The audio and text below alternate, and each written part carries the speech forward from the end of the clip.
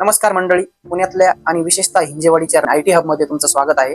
देशातला एक मोठा आयटी पार्क, महाराष्ट्राची इकॉनॉमिक शान. बाहेरच्या लोकांना वाटतं हिंजवडीत काम करणं म्हणजे काय रॉयल लाईफ असेल, डीसी ऑफिस, लॅपटॉप, विकेंडला पार्ट्या. पण त्यांना काय माहिती, सकाळी 8:30 वाजता फॉर्मल घालून निघालेला सॉफ्टवेअर इंजिनियर जेव्हा 10:30 वाजता ऑफिसला पोहोचतो, तेव्हा त्याचा अवतार एखाद्या माळरानावर कुस्ती खेळून आलेल्या पैलवानासारखा झालेला असतो. चेहऱ्यावर पावडर लावायची गरज नाही.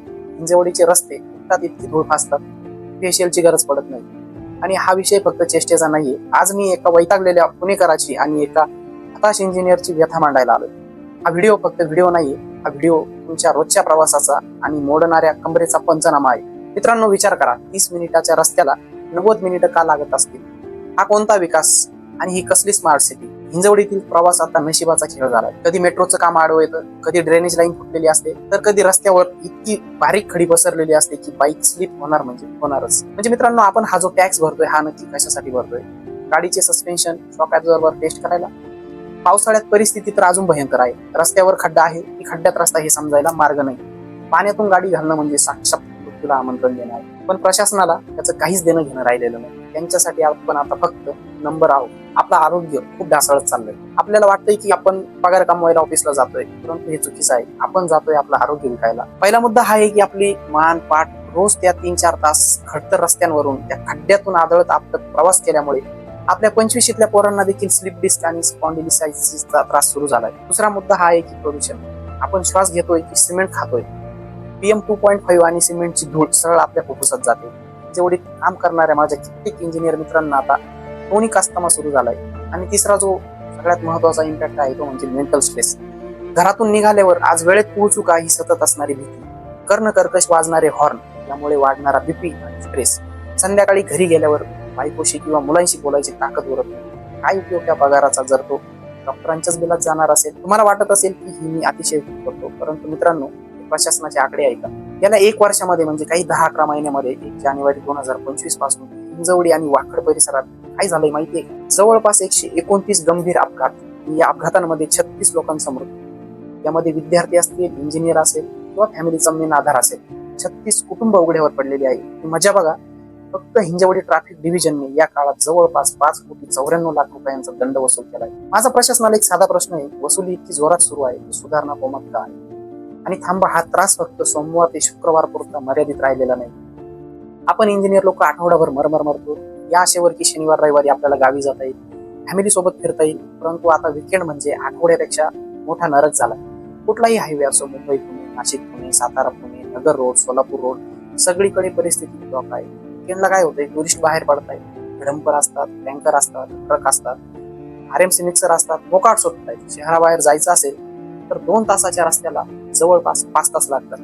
आणि रविवारी संध्याकाळी कुठूनही परत येताना पूर्ण ट्रॅफिक जाम झालेलं असतं. हिंजवडी, वाकडमध्ये किंवा पुण्यात आजूबाजूला राहणारे हजारो इंजिनियर्स आजकाल गावी जायचे प्लॅन कॅन्सल करतायत. का? कारण माहितीये, ट्रॅफिकमध्ये अडकून दमण्यापेक्षा फ्लॅटवर किंवा रूमवर बसलेलं परवडतं. कुटुंबाला भेटायचंही असतं, पण ह्या कारणामुळे त्यांना जाता येत नाही. हे हायवेचं सगळं ट्रॅफिक प्लॅन खाऊन टाकतं. विकेंडला पोलिसांचा बंदोबस्तही कमी असतो आणि हेवी वाहनांवर कुठलाही कंट्रोल नसतो.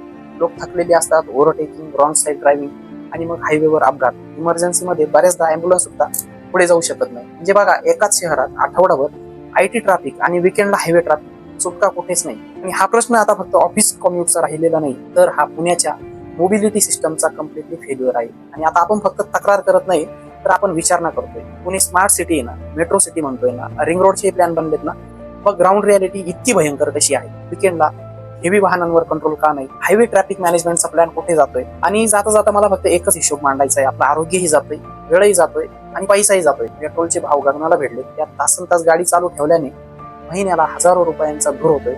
गाडीचा मेंटेनन्स वाढतोय, डॉक्टरांची बिलं वेगळी. म्हणजे आपण जे कमवायचं ते फक्त गाडी आणि बॉडी रिपेअर करण्यातच घालवायचं.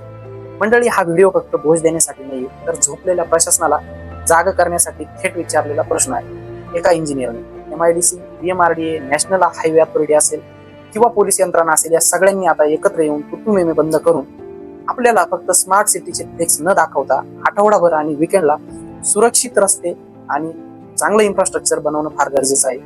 माझ्या इंजिनियर मित्रांनो आणि पुण्याला जोडणाऱ्या हायवेवरून प्रवास करणाऱ्या प्रत्येक प्रवाशांनो, चालतंय म्हणणं सोडा. जर तुम्हाला हा त्रास रोज आणि विकेंडला होत असेल तर खाली नक्की कमेंटमध्ये सांगा तुमचा रस्ता कोणता आहे, तुमचा अनुभव शेअर करा. आणि हा व्हिडिओ जास्तीत जास्त लोकांपर्यंत पोहोचवा, जेणेकरून तो मंत्रालयात जाईल आणि त्यांनाही कळेल पुण्याचा ट्रॅफिक आता फुल टाइम प्रॉब्लेम झालाय. सुरक्षित राहा, हेल्मेट वापरा, कारण रस्ते सुधारतील कधी हे माहित नाही, पण आपलं डोकं आणि आपली फॅमिली आपल्यालाच सांभाळायची आहे. मित्रांनो, हा व्हिडिओ तुम्हाला कसा वाटला निश्चित कळवा, कारण ही समस्या फार गंभीर होत चाललेली आहे. बरेचसे प्रश्न आपल्या समोर उपस्थित आहे आणि येणाऱ्या काळामध्ये आपल्याला प्रशासनाकडून यावर खंबीर असं उत्तर अपेक्षित आहे. कारण प्रशासन जे काही कामं करते त्यामध्ये अतिक्रमणाचा मुद्दा त्यांना सोडवता आलेला नाहीये, रस्ते कुठलेही सुधारवता आलेले नाही आणि जे वन वे ट्रॅफिक आहे ते प्रचंड प्रमाणात वाढत चाललेले आहे. तर तुमचे पण जे प्रश्न असतील, तुमच्याही अडचणी असतील, तुमचाही रस्ता कुठला असेल किंवा ठराविक गोष्टी आपण गव्हर्नमेंटला ऍड्रेस करू शकतो. माझं पालकमंत्र्यांना देखील आव्हान आहे की तुम्ही फक्त सकाळी व्हिजिट न करता 6 वाजता तुम्ही ऍक्च्युअल 9 वाजता 10 वाजता किंवा संध्याकाळी ऑफिस सुटण्याच्या वेळी हिंजवडीच्या रस्त्यांवर या. आणि मित्रांनो, हा प्रश्न फक्त हिंजवडी पुरता लिमिटेड नसून पुण्याच्या चोहो बाजूने हीच अवस्था निर्माण झालेली आहे. ती चाकण MIDC असो, तळेगाव MIDC असो, खराडी IT पार्क असो, हडपसर असो किंवा कात्रज असो, मालेवाडी असो, आपलं हिंजवाडी असेल, रावेत असेल, पुनावळे असेल, कुठल्याही भागात जा, सगळ्या ठिकाणी सारखीच अवस्था आहे. तर चला मित्रांनो, भेटूया ट्रॅफिक नसलेल्या रस्त्यावर. तोपर्यंत रामकृष्ण, धन्यवाद.